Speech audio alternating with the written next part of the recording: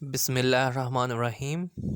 اس video میں ہم احمد ندیم قاسمی کی جو اہم اور مشہور تصانیف ہیں ان کے نام جانیں گے۔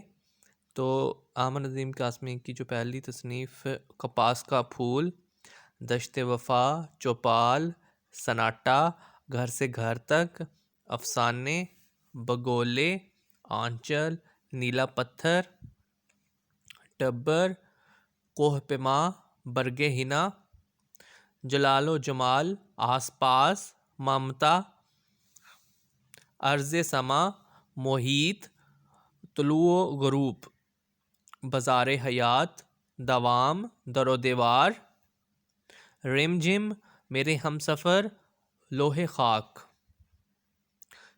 یہ تھے احمد ندیم قاسمی کی اہم جو تصانیف ہیں۔ تو یہ ہر اردو کے جو کمپیٹیٹیو ایگزام ہیں اس میں ان کے بارے میں پوچھا جاتا ہے، تو ان کو آپ ذہن نشین رکھیں۔ اللہ تعالیٰ آپ کا حامی و ناصر ہو۔ اللہ حافظ۔